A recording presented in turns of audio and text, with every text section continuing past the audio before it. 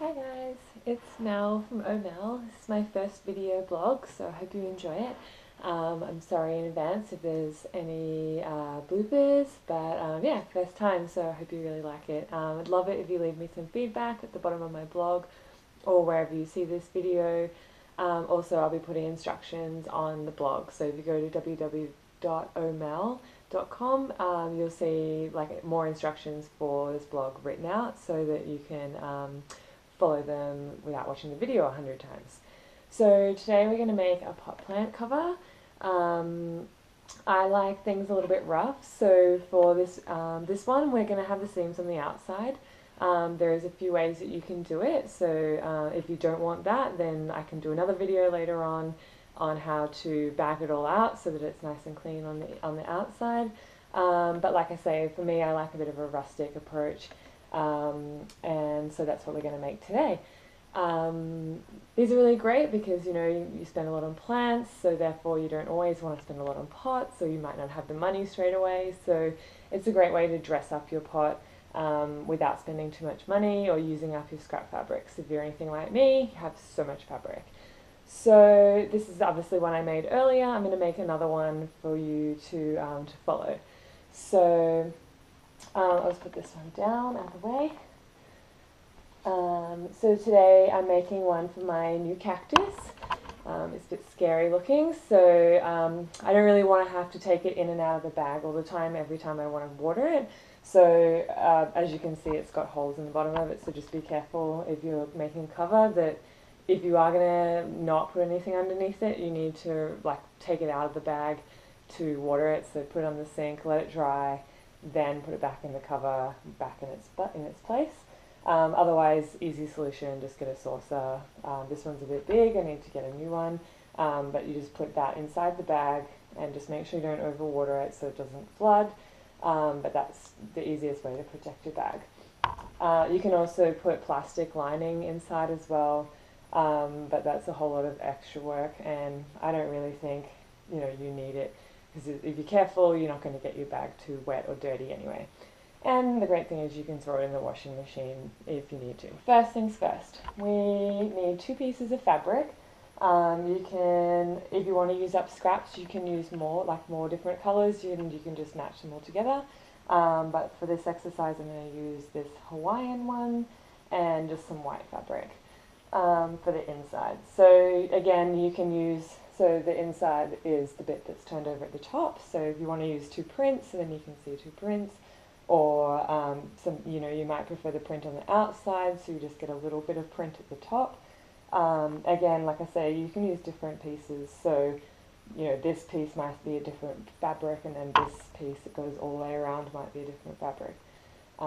Take your fancy.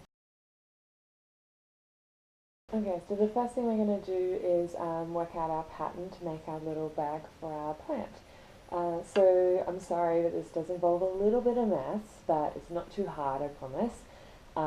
We just have to measure a few things about the pot to work out our pattern pieces. So first of all, we're just going to measure the height of the plant, the pot, sorry. So this pot is 15 centimeters high.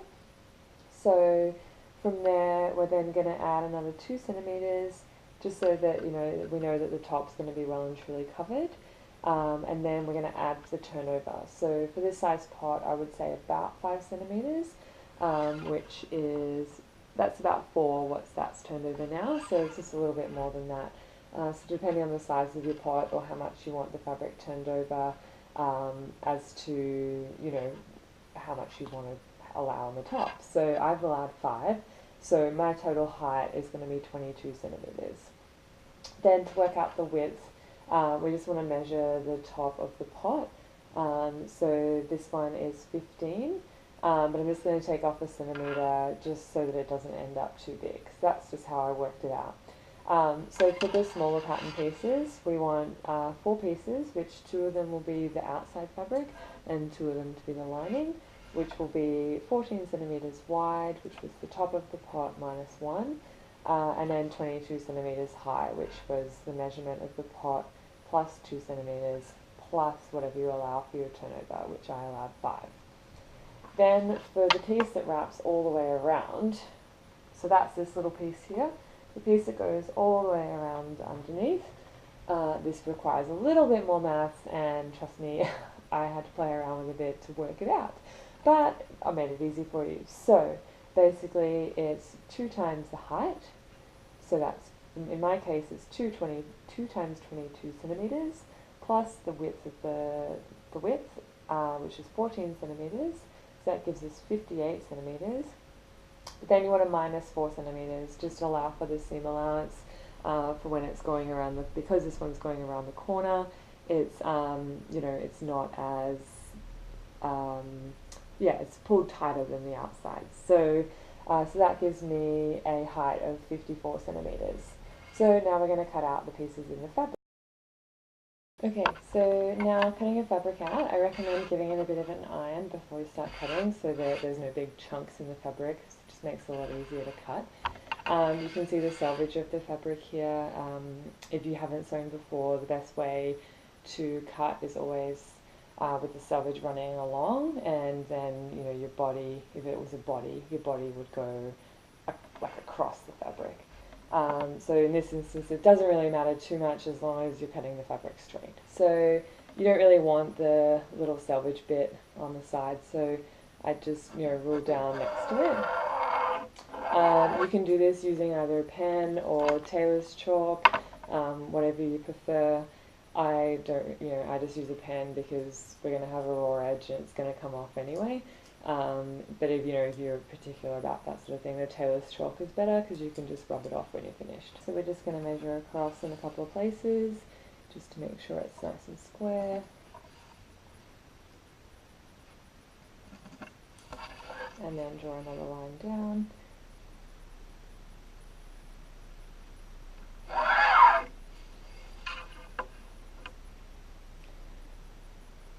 And then we just want to rule across straight. So I'm just lining up the lines on the ruler with the lines that I've just made to make sure that they're nice as square as possible. Obviously, like when if the fabric's been ripped, then it's not always, the grain might be slightly off or the print might be slightly off. So, you can use your eye in this instance, but, you want to try and make it as straight as possible. Otherwise, you're going to end up with weird seams. So now we're going to measure 22 centimeters high, which is here. And again, just mark across in a couple of places because it'll help you get it nice and square. Alright, so that's one piece, and now we need another one exactly the same. Okay, so I've got my scissors. We'll just cut those 2 bits out now, and then we can start on the edges as well.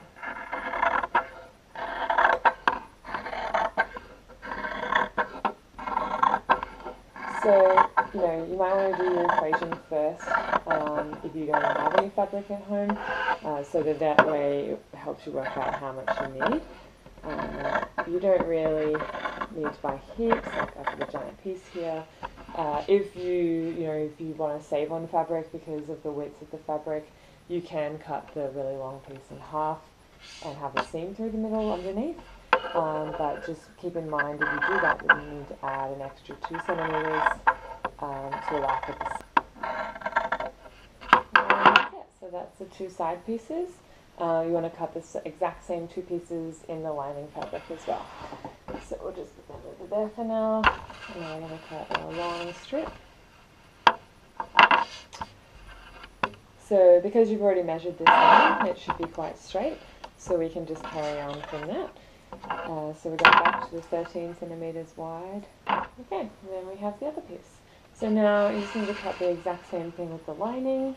You don't need to watch me do that. So I'm just going to cut that out and then we'll come back. Okay, so now we're at the sewing machine. The first thing we're going to do is sew the pieces together just to hold them. Makes it a lot easier when you're sewing around the edges, but they don't all move and end up like squished up and stuff. So we're just going to, if you are not a very good sewer, I would recommend pinning the pieces like around the edges, so that they stay together when you're sewing. Just helps hold them together, so like that. If you've been sewing for a while, then you don't really need to. Again, for me, I like a bit of a rustic, rough look, so I also just like to have it, you know, a little bit frayed and a little bit off just every now and then. So we're going to sew about 1 centimetre in from the edge. You can do this with a big stitch if you want to. By big stitch I mean the length of your stitch would be about, on my machine it'd be about 6. That means it's just a lot faster to get around the outside. I'm just sewing mine on a normal. So this bit before you get to the end, just pull the needle down, lift up the foot and turn it around.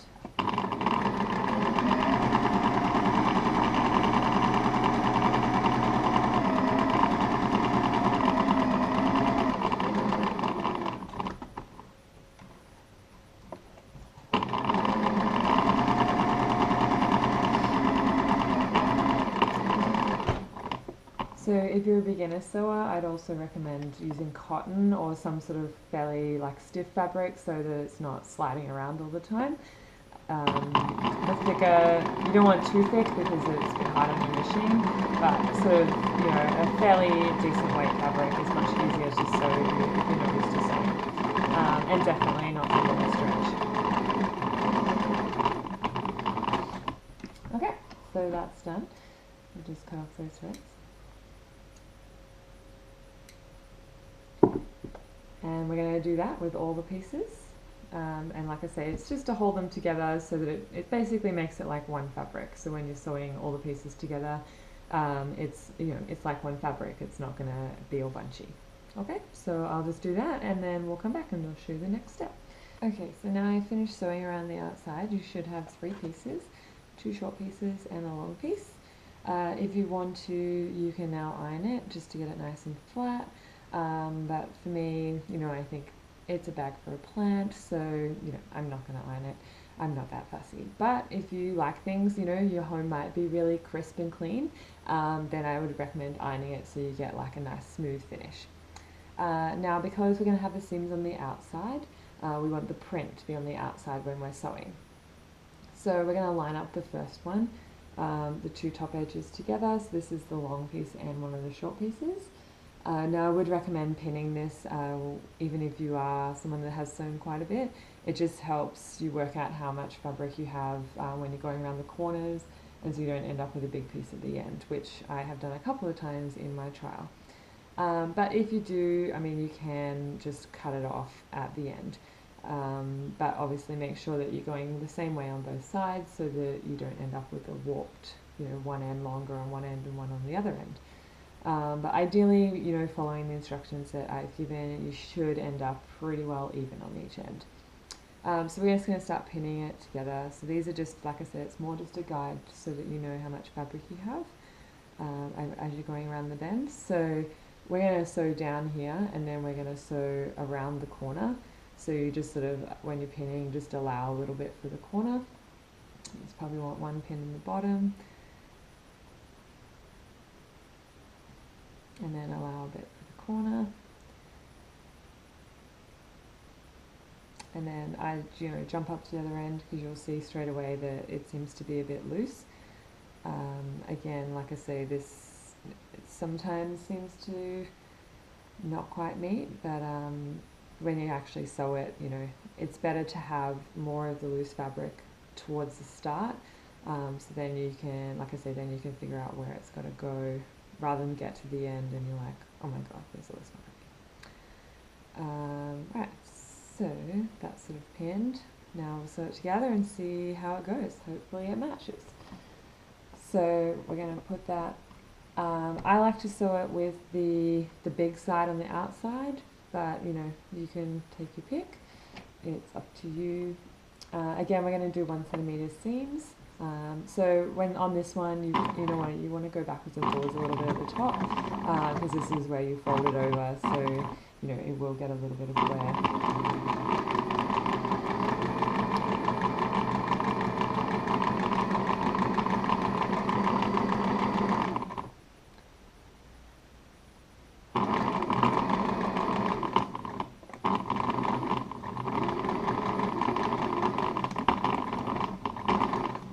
so when you start to get to the bottom of the just keep an eye on the underside. You want to stop about 1 centimetre from the bottom. So stop, take your foot off the pedal, turn the needle down so the needle's in the fabric, lift up the foot, and then you're just going to turn it around. And then you just want to make like a nice little corner in the fabric. So when you put the needle down, it's as flat as possible under the needle. And then off we go.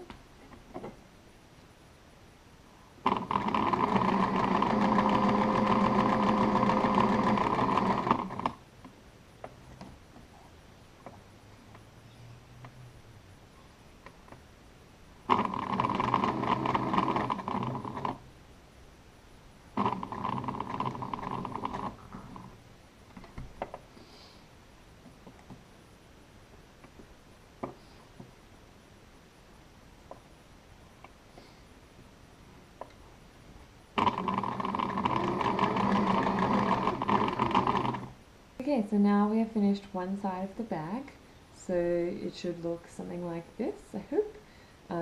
Like I say, if it doesn't match up exactly on the corner, you know, if it's just a little bit off, you can just trim it back. But just, you know, if it's way off, you might have to undo it again and then re-put it in, because it will make it all like sit skewed. So now we're just going to do the exact same thing to put in the other side. So again, print side out on both sides, and we're just going to pin it together. So I like like I said, I like the bag on the outside, the big piece on the outside. I just find where the rounded corners are, it's easier to have that on top so that you can see, you know, if the fabric's really bunching up in the corners, whereas, you know, the side that's square is going to sit square.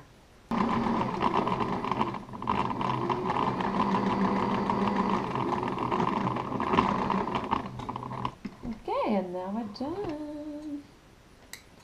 So we just trim off some of the loose threads there.